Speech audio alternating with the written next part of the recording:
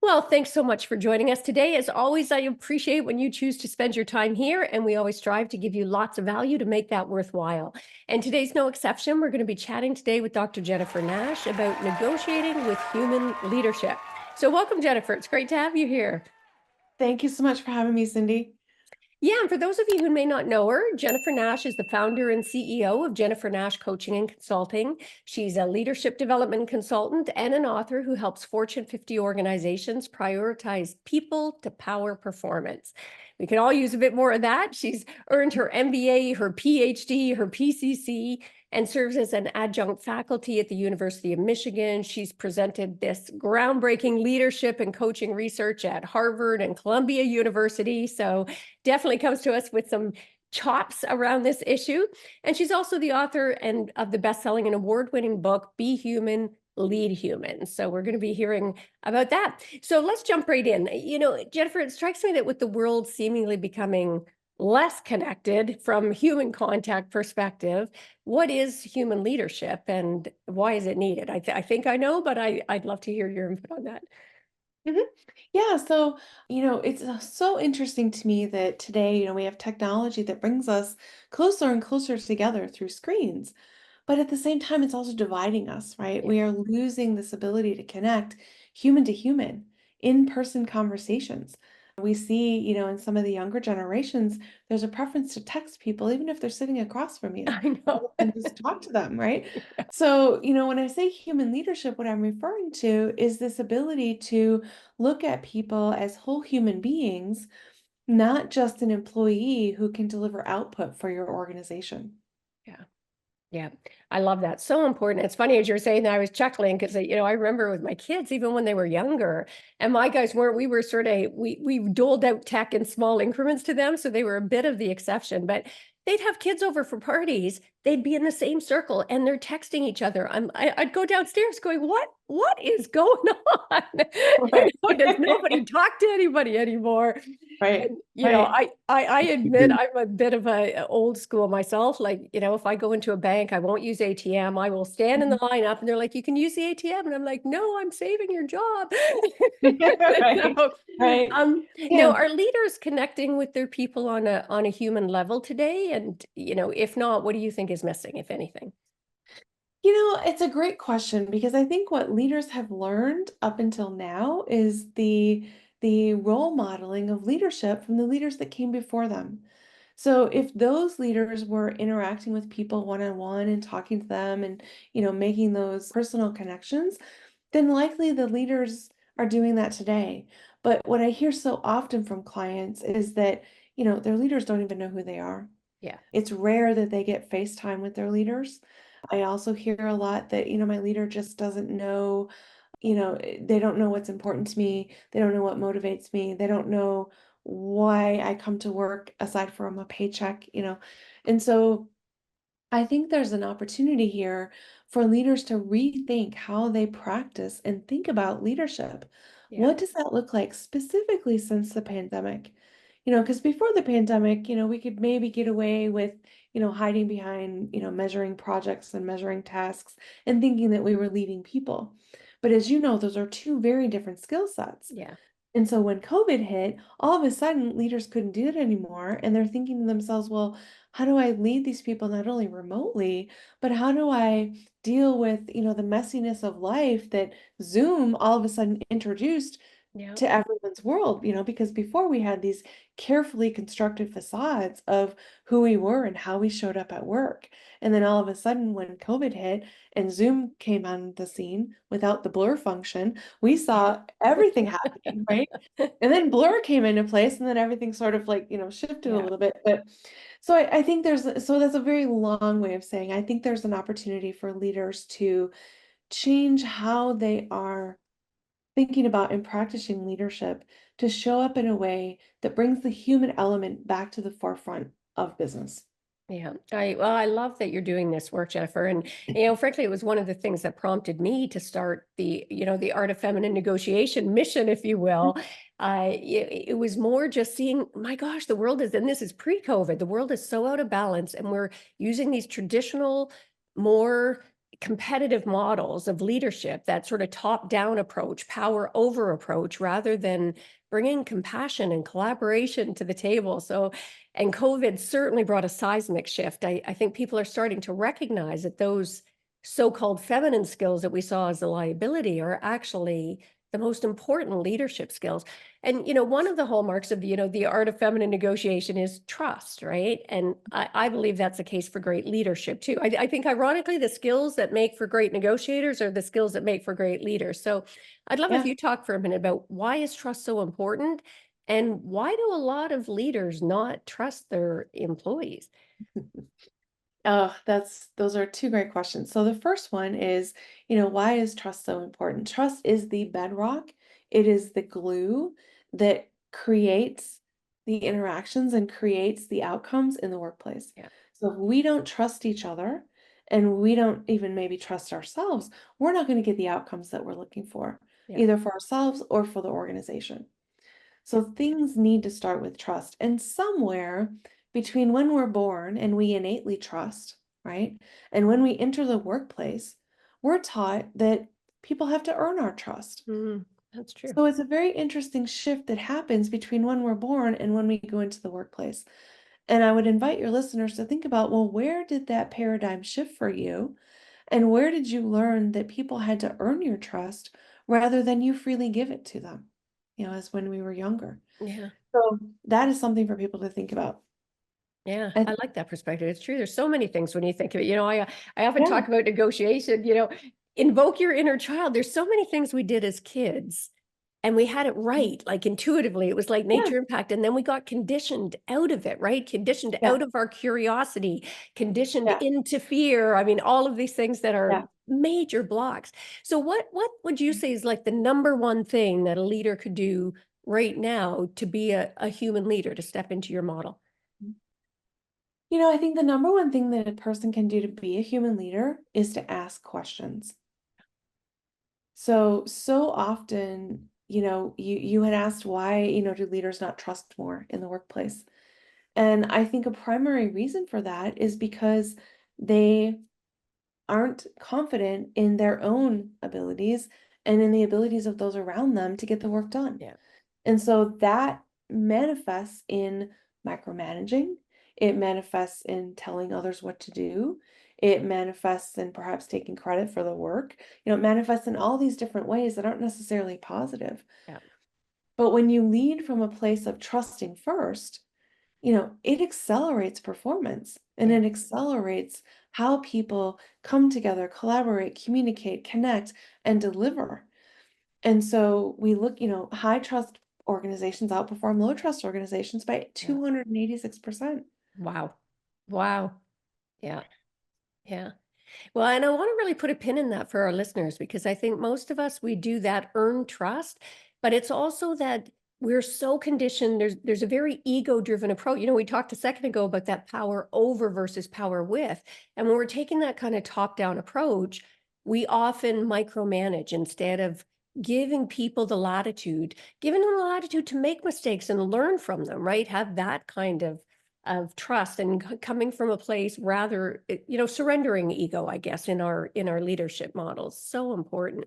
Now, let's face it, I mean, there are a lot of bad leaders out there today. And for our listeners who maybe are dealing with one, do you have any advice for people who are working with leaders who don't embrace the human element? What can they do? What should they do?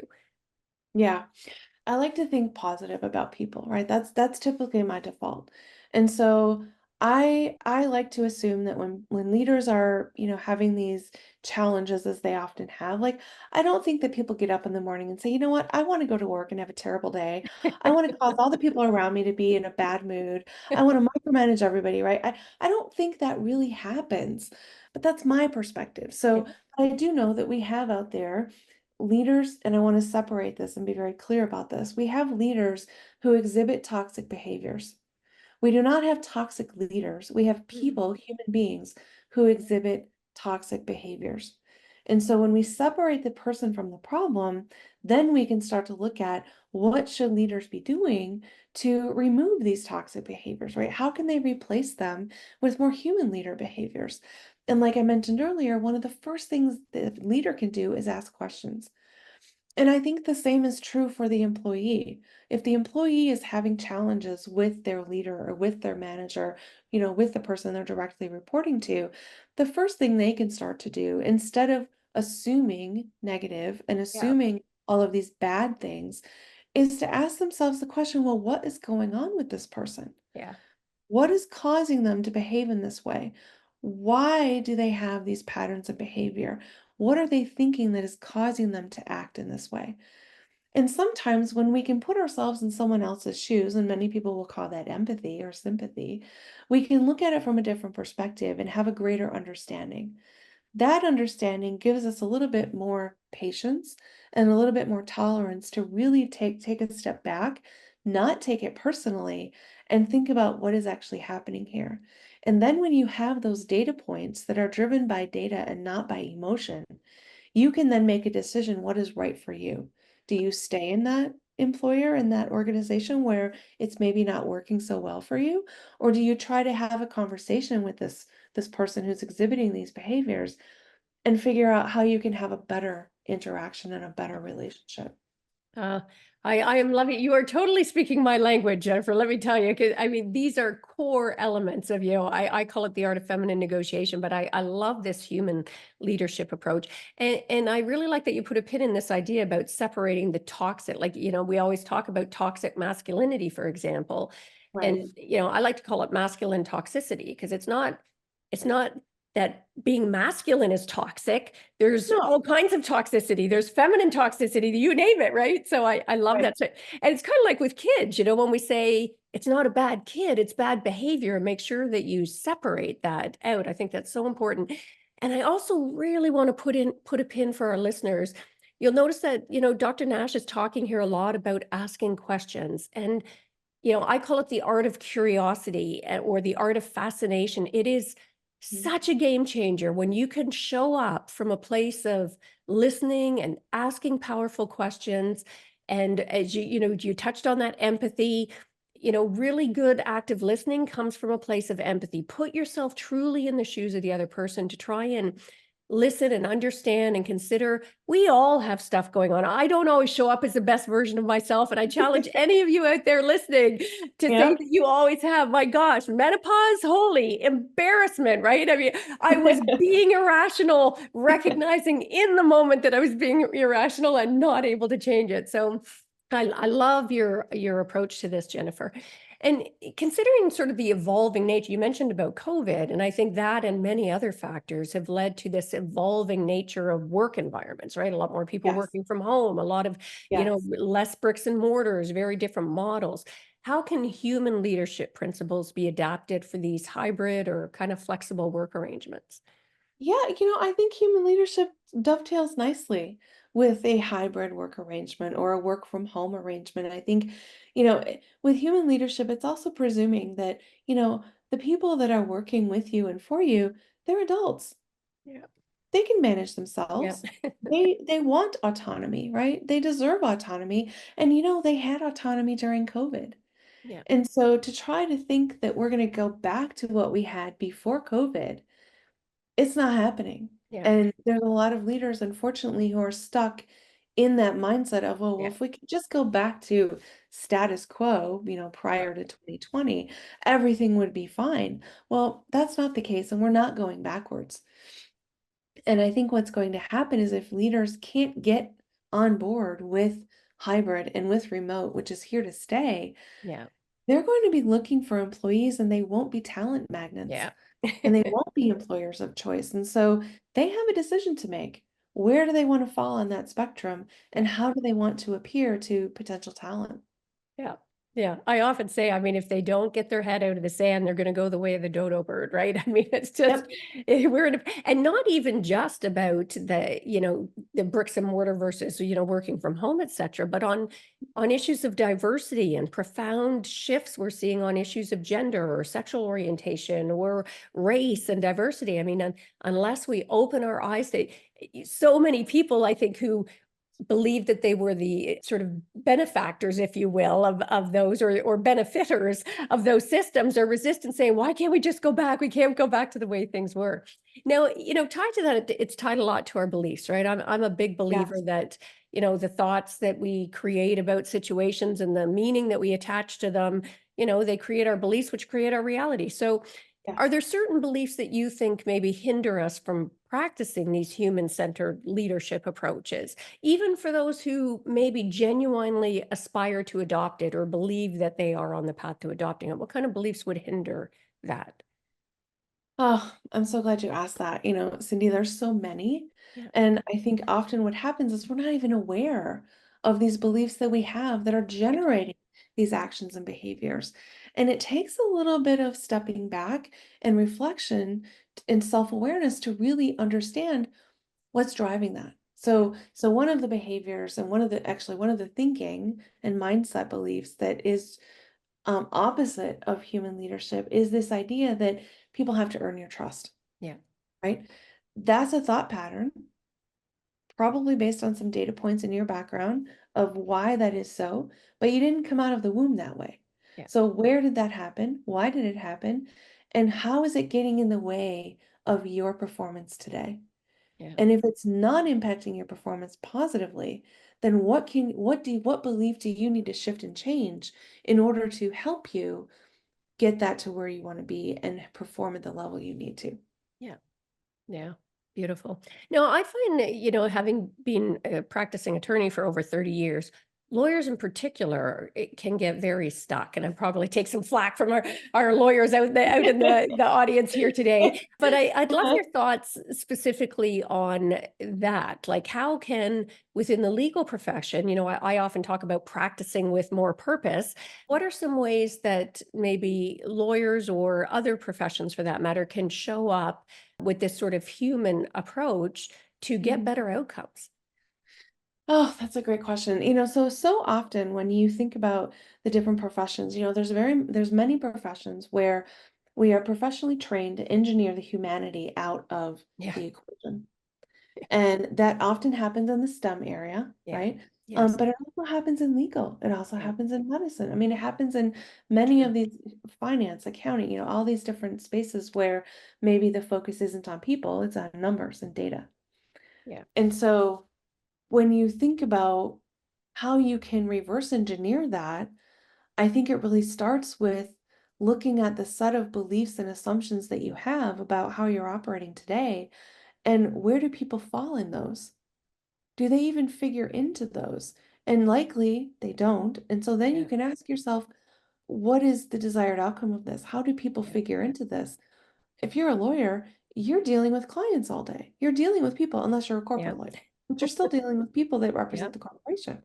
So, how is it that you could then change how you interact or change your process or procedure to integrate some more of that human element and let it come to the forefront? yeah.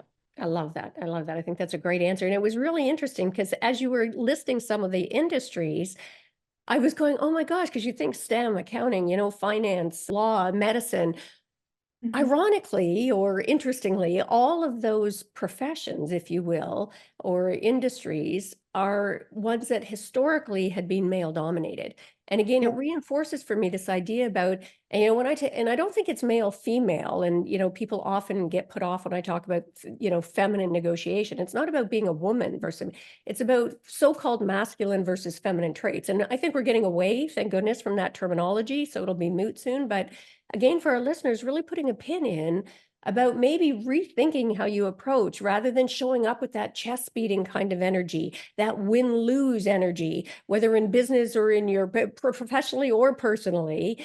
Mhm. Maybe bring that softer approach, more collaborative approach, that curiosity that Dr. Nash, is talking about, to Mhm. find better ways, better ways to Yeah. show up, better ways to get outcomes, better relationships, better buy-in, the whole gambit. Mhm. Now, I Mhm. think given where we're at today with all of the kind of seismic shifts we're talking about, this Mhm. idea might seem a little overwhelming to some. So for somebody who's like, okay, I haven't been doing that and I'd like to start, what are some simple steps that people can take, some action towards prioritizing people for better performance or just for better relationships for that matter? Yeah. So one of the steps people can take, it's very simple. They can go online to my website and they can take my Human Leader Index. It's a complimentary index which gives them a personalized assessment of their results and then gives them some ideas on where they can look to see where they fall on that Human Leader Index scale, and then some suggestions and recommendations on what they can do to move the needle in the direction they choose. Nice. So that's a very simple way to start, and it gives them some ideas on how they can start to think about the different concepts that go into human leadership. So I have what's called a humans framework, which has 6 different dimensions of human leadership, and it's based on relationships. So that forms the 7th dimension of the Yeah. framework. I talk about that framework in my book. So if they like the Human Leader Index, they can then go pick up a copy of the book wherever they choose to purchase books. That has a lot of different stories in it, and they can see in real life some of these stories of human leadership and what that looks like in practice. Because we don't often see what that looks like in practice in the news, right? We Yeah. all get the negative things on the Yeah. news. And so seeing things, what it really looks like in practice is helpful for people because it's Yeah. told in the story format. So it's not this, esoteric, dissertation-like book. It's a very relatable, easy to read is what I hear from readers. Yeah. Nice. So they can start with that.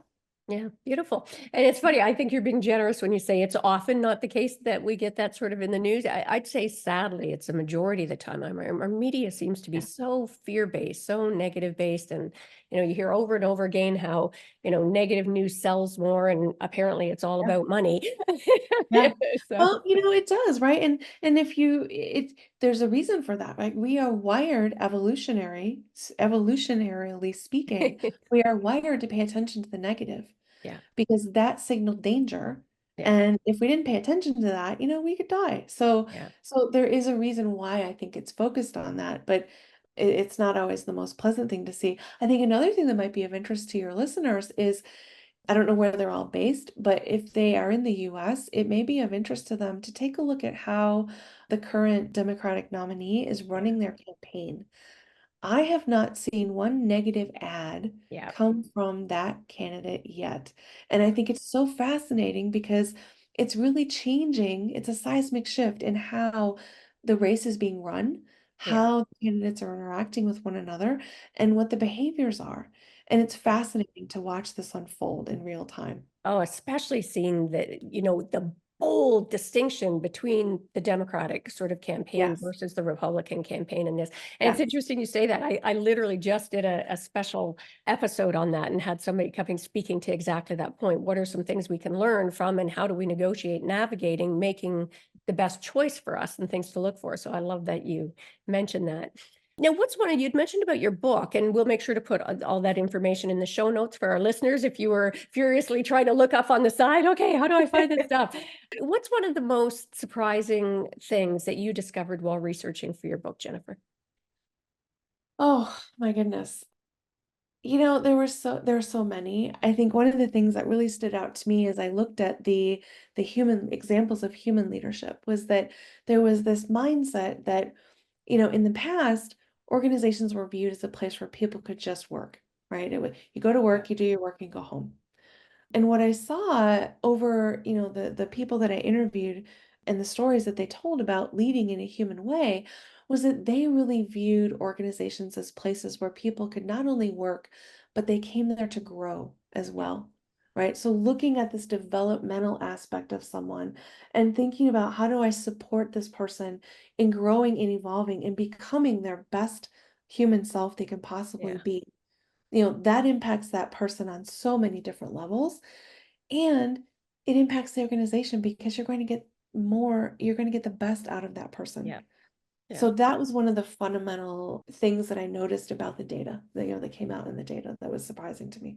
And I like that you touched on that, because as you were saying that, it struck me too. It's like that ripple effect, right? Not Yes. just for that individual and how they feel and show up, but how it affects their productivity, how it affects their interaction with their coworkers and the rest of the team, but also the ripples even beyond that, as you were saying. And it was like the way they come home at night and interact with their intimate partner or their kids or people they see on the street. Like the ripple effect is so profound. Even the difference of being smiling at somebody, some stranger who's walking by you, and what that might mean for them in that moment in that day. It's such a Mhm, beautiful thing.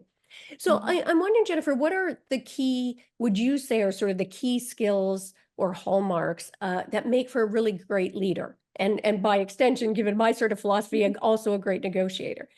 Yeah, yeah. Well, we know from research that the key characteristic of an effective leader is empathy. That's far and away number one. Yeah, And we also know from research that 90% of what differentiates outstanding leaders from average leaders are their set of emotional intelligence or their set of yes, emotional quotient abilities. So when you look at what makes a great leader, it's someone based on that who has emotional intelligence, who yeah, can demonstrate that effectively, who understands themselves and they understand others. yeah, And one of the things I always, like to mention is that, I have a little bit of a different view, right? We often say that, oh, leadership is about everyone else. Well, to a certain extent, that is true. But my view is that if leadership has to be about you first, uh, you have to manage yourself, you have to lead yourself, you yeah, have to manage those emotions, right? And then you then portray and represent and show up as this, person who understands who they are and have that confidence to then share that with the rest of the people around you so yeah. that you can lead others effectively. Yeah, and I'm smiling. I'm not laughing at what you're saying. I'm laughing because you are so simpatico, right? I mean, I always say our first and most important negotiation is with ourselves, negotiating Yeah, our own mindset because it affects yeah, everything else. It goes back to what we were talking about earlier about those beliefs. So I think that was just a great answer and a mm, nice shift because I think it's true about that. Yes, all the interaction with everybody else is important, and that has to start with your mindset, who you yeah, choose to show up as, who do you want to be seen as, all of those key questions that we often just ignore. And I was also smiling because I love that you're saying, I mean, we're saying the evidence all shows about empathy and emotional intelligence yeah, and that it is so true. And yet, my gosh, for so long they were seen as weaknesses, and oh, yeah. we're still having to overcome some of that, kind of speaking of mindset, right? Yeah, well, and it still is, right? Cindy, like if you think about how we're evaluated in the workplace, right? Yeah. Where does EI show up on a performance review, Yeah. right? Where does it show up on a 360, Yeah. right? We don't really evaluate for that, nor do we Yeah. train for that. Yeah. So, how do people gain these skills if Yeah. they're not taught them, if Yeah. they're not trained on them, and if maybe they weren't modeled in their first families, Yeah. right? So, we're dealing with a set of capabilities that are extremely important to the overall performance of an organization, yet we're not equipping leaders with the tools that they need to become fluent and conversational in Yeah. those Yeah. capabilities. Oh, and it's interesting you say about performance reviews because so much focus is on short-sighted goals, right? On the numbers. What are the numbers this quarter, as opposed to impact, right?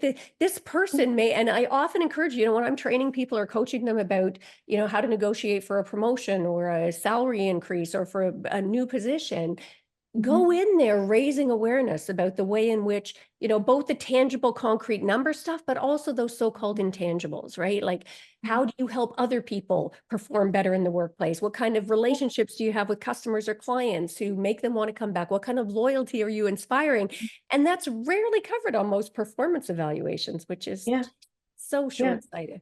Yeah. Yeah, I mean, that's a whole nother topic we could talk on for hours Yes. because Well, maybe performance, we'll do a follow-up session on that because I can't believe how quick our time has gone.